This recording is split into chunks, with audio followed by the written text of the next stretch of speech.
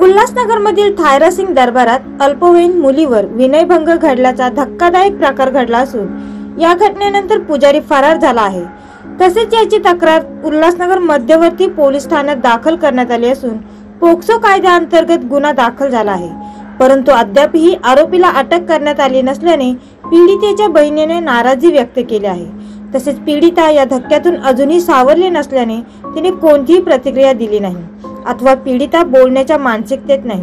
दरम्यान या संदर्भात पीडितेची बहिणीने पहिल्यांदा मेट्रो न्यूज सोबत संवाद साधला आहे। याचा आढावा घेतला आहे आपले प्रतिनिधी शीतल मोरे यांनी। या तर पाहूया मेट्रो न्यूजची एक्सक्लुझिव्ह रिपोर्ट। 2 ते 3 दिवसापूर्वी उल्हासनगरमध्ये अल्पवयीन मुलीवर विनयभंगाचा प्रकार घडलेला आहे गुरुद्वारामध्ये। आपल्यासोबत पीडित मुलगी आहे, आपण तिच्याकडूनच जाणून घेऊया नक्की काय घडलेला आहे ते। दीदी, आपके साथ उस दिन क्या हुआ था, क्या बताना चाहेंगे?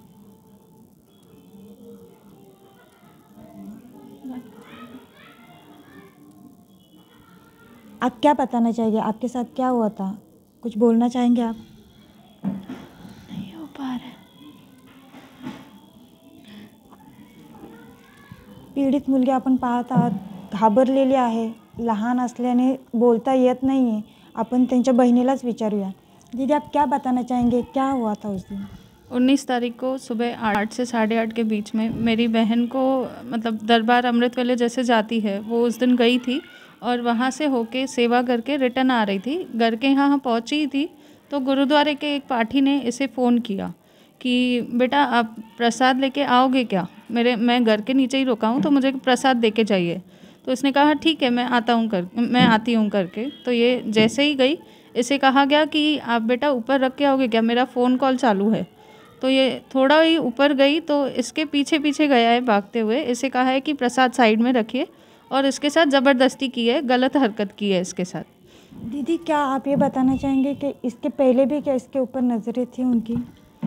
अब तक का ऐसा कुछ हुआ नहीं था, नॉर्मली चल रहा था और ऐसा कुछ हुआ नहीं था। ना ही कभी हमें उनके ऊपर शक हुआ या कुछ ऐसा होगा, ऐसी कुछ उम्मीद नहीं थी हमें उनसे। क्या आपकी उनसे पहले से जानकारी थी, मुलाकात होती थी या ऐसे? हाँ, गुरुद्वारे में हम रेगुलरली जाते हैं करके, तो उस हिसाब से जान पहचान थी करके। आप क्या मांग चाहते, आपकी मांग क्या है? हम लोग 19 तारीख को तो एक्चुअली बच्ची की तबीयत ख़राब हो गई थी। अभी भी जैसे कि आप उसकी हालत देख रहे हैं, वो बात नहीं कर पा रही है। तो उस दिन तो हालत ख़राब थी, उस दिन तो हम लोग ने कुछ एक्शन लिया ही नहीं। नेक्स्ट डे हम लोग एफआईआर करवाने गए तो एफआईआर भी नहीं ले रहे थे पुलिस स्टेशन में, सेंट्रल पुलिस स्टेशन में।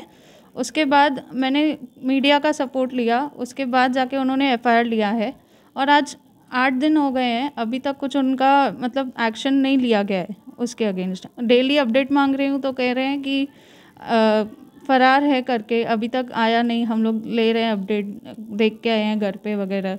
और बच्ची 2 दिन सेंट्रल हॉस्पिटल में एडमिट थी, उसको पूरा मेडिकल ले लिया है उसका, लेकिन सामने वाले के ऊपर अभी तक कुछ एक्शन नहीं लिया गया है। आप क्या मांग कर रहे हो? आप क्या मांग कर रहे हैं? मेरी मांग यही है, मैं लीगल प्रोसेस सब फॉलो कर रही हूँ, सब आगे तक मैं जाऊँगी और मुझे इंसाफ चाहिए। मेरी बच्ची के लिए मुझे इंसाफ चाहिए। आज मेरी बच्ची के साथ एक बार हुआ है, कल फिर से भी हो सकता है या कल किसी और बच्ची भी कोई शिकार हो सकती है। और हम गुरुद्वारे जैसी जगह पे जाके हम लोग ये उम्मीद नहीं रख सकते कि वहाँ पे भी ऐसे लोग ऐसे कर सकते हैं। प्रसाद मंगाने के बहाने ये बहुत गलत हरकत हुई है मेरी बहन के साथ, जो कि नहीं होनी चाहिए थी। मुझे इंसाफ चाहिए, मेरी बहन के साथ बहुत गलत हुआ है और अभी तक एक्शन क्यों नहीं उठाया गया है, ये इसका जवाब मुझे चाहिए। लीगली उसके ऊपर एक्शन लिया जाए, जल्द से जल्द उसे गिरफ्तार करें और मुझे इंसाफ चाहिए। आपण पाहिलेलं आहे मीडियासमोर किंवा कॅमेरासमोर पीडित मुलगी आहे, ती बोलायला तयार नाही, ती खूप घाबरलेली आहे। आपण तिची हालत समजू शकतो। त्याचप्रमाणे गुरुद्वारा म्हणजे पवित्र ठिकाण मानलं जातं हिंदू धर्मातलं आणि तिथे खूप स्त्रिया जात असतात, पुरुष जात असतात, लहान मुली। त्या ठिकाणी एखाद्या अल्पवयीन मुलीवर, लहान मुलीवर ह्या अशा प्रकारचा होणं हे खूप चुकीचं होतं आणि याला याला त्या पीडित मुलीला न्याय मिळणं हे पण खूप गरजेचं आहे आणि तिच्या बहिणीची किंवा त्यांच्या फॅमिलीची अशी मागणी आहे आणि ती जायज आहे.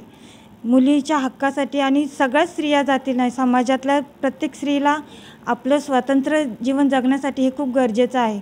पुन्हाही अशी कोणत्याही मुलीबरोबर होऊ नये यासाठी कारवाई होणं ही पण गरजेचं आहे आणि पोलिसांनी या गोष्टीची लवकरात लवकर दखल घेऊन तक्रार घेऊन मुलीला न्याय देण्याचा प्रयत्न करावा. शीतल मोरे, मेट्रो न्यूज, उल्हासनगर.